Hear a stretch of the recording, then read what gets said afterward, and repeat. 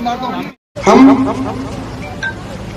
हम अर्धनग्न होकर के स्कूल में जाते हैं। कई बहनों को देखता हूँ जो अच्छे कपड़े नहीं पहनती, पूरा शरीर दिखा करके और स्कूल में जाती है। तुम्हारी बच्चियों पर बच्चों को उसका अच्छा संस्कार नहीं होता, यानी कुसंस्कार बनता। शिक्षक आपके बयान को लेकर शिक्षक संघ द्वारा ज्ञापन आपको दे दे प्रेस कोर्ट को मामले में। देखो, वो शिक्षक बेवकूफ हैं जो मैंने कहा उसके विरोध में बोल रहे हैं।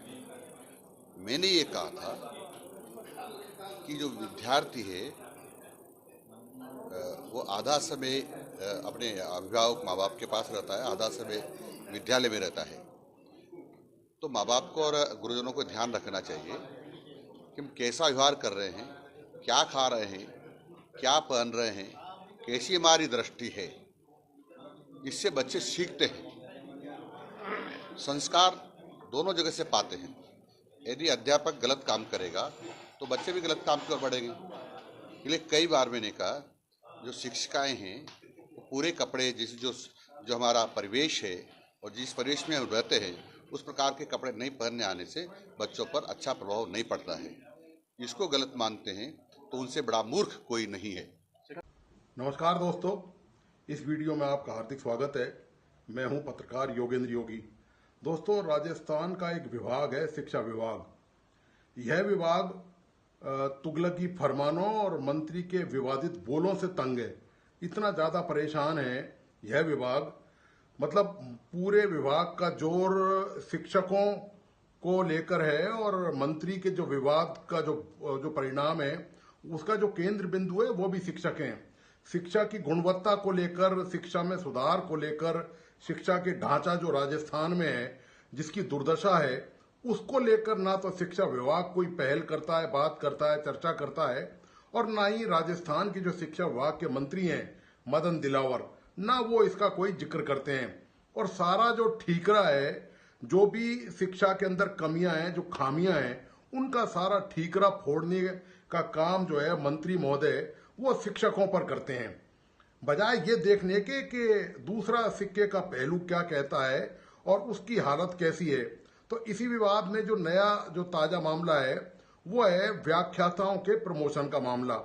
तो शिक्षा विभाग ने मनमाने तरीके से व्याख्याताओं के प्रमोशन को ही कट कर दिया। उनको अब वरिष्ठ व्याख्याता के तौर पर एक प्रमोशन दिया जाएगा और उनका जो वाइस प्रिंसिपल की जो पोस्ट है वो उन्होंने समाप्ति कर दी है।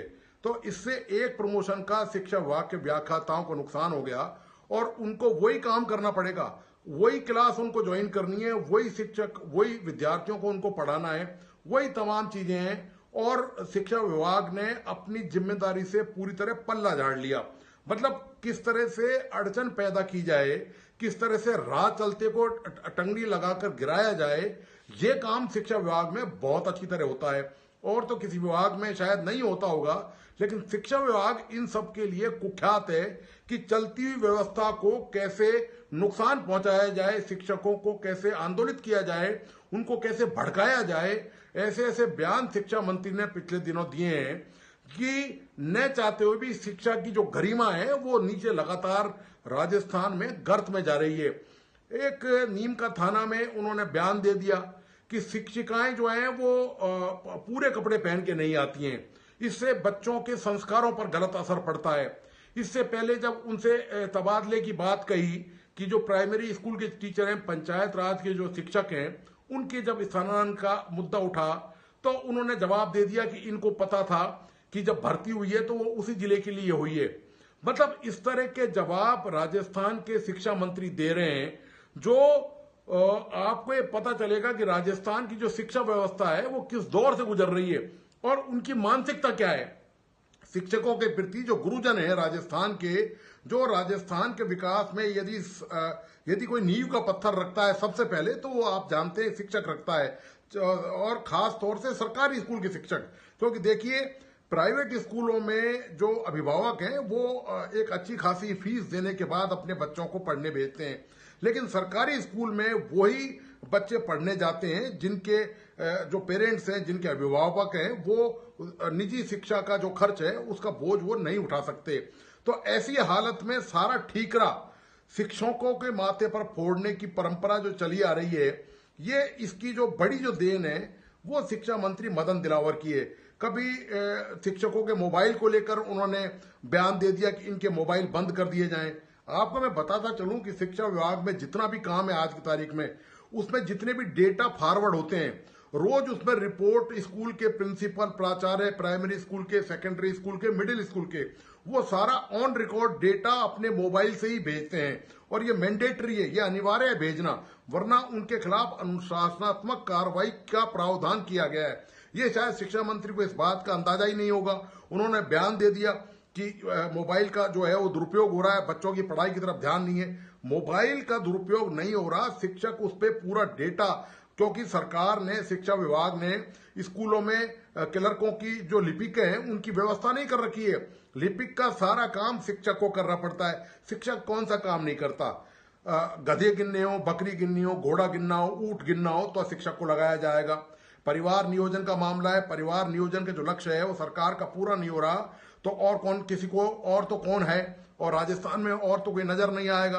तो आप शिक्षकों को लगाइए, वो घर घर जाके पोलियो की जो ड्रॉप पिलानी है उसकी जिम्मेदारी किसकी है? उसकी जिम्मेदारी शिक्षक की है। वो घर घर जाके सर्वे करेगा, पोलियो की ड्रॉप पिलाएगा, किसके घर में कितने बच्चे हैं, किसके बच्चे ने कब ड्रॉप पिए, तमाम जानकारी वो इकट्ठी करेगा।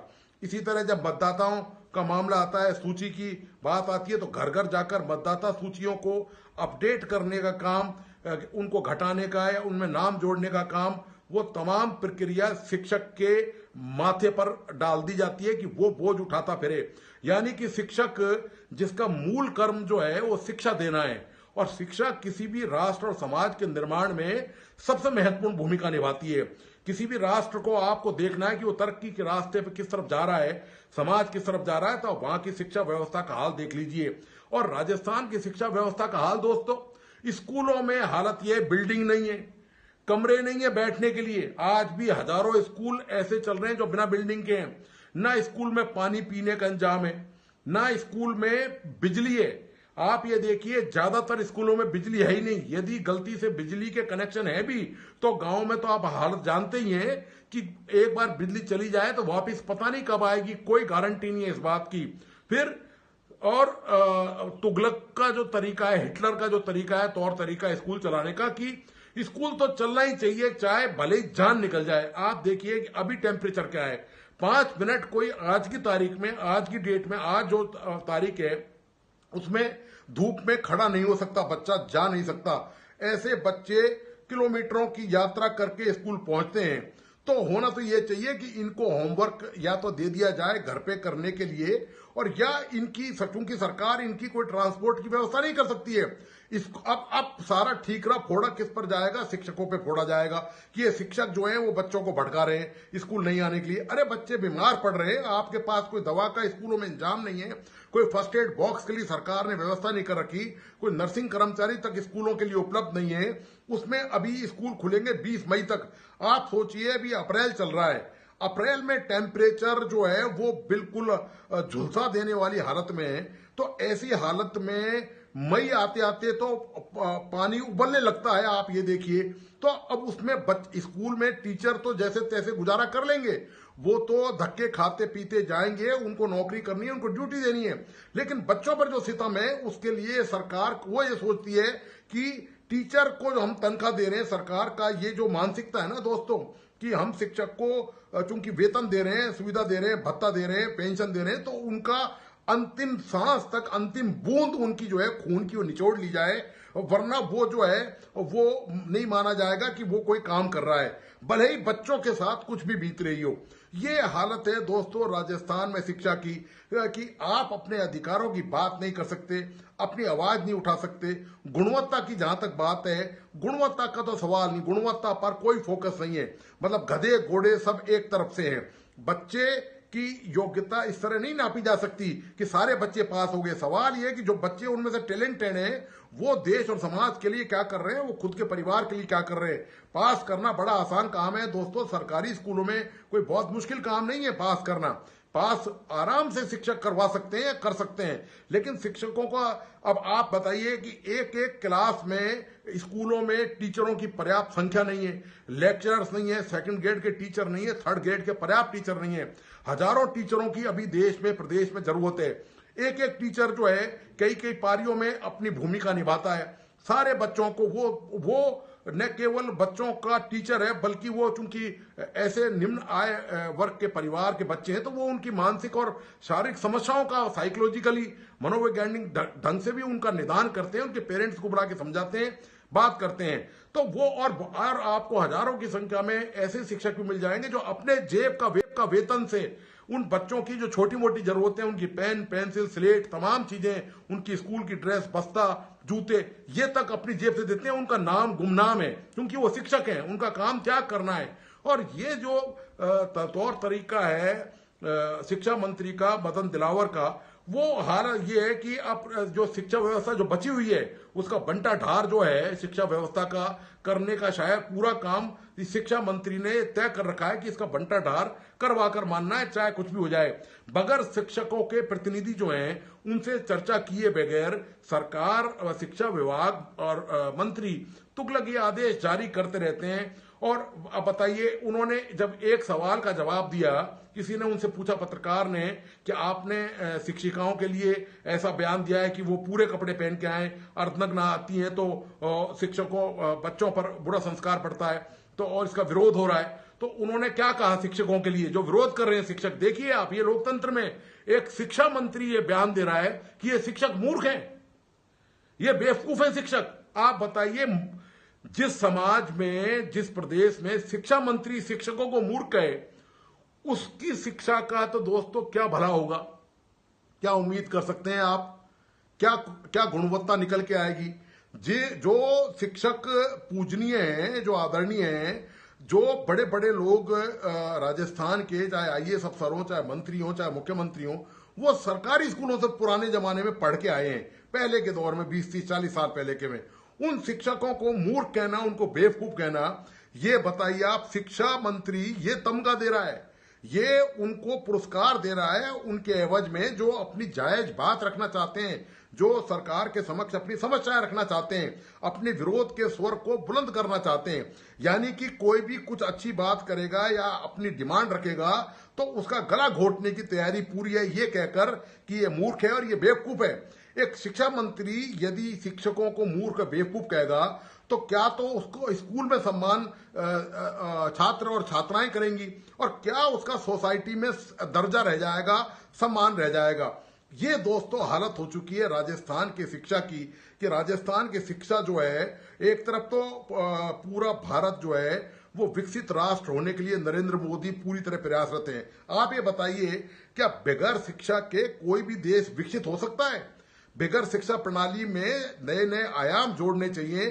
टेक्नोलॉजी का नया विस्तार हो रहा है, एआई का विस्तार हो रहा है, लगातार नया नया क्रांति आ रही है शिक्षा के क्षेत्र में। उन पर चर्चा करने के बजाय, उन पर बात करने के बजाय इस तरह के बयान देना कि शिक्षक मूर्ख हैं, शिक्षिकाएं कपड़े नहीं पहनती हैं, अर्धनग्न आती हैं और बच्चों में बुरे संस्कार पड़ रहे हैं, शिक्षक गुटखा खाते हैं, ये सार्वजनिक, ठीक है, ये सामाजिक बुराई है, आप बच नहीं सकते इससे।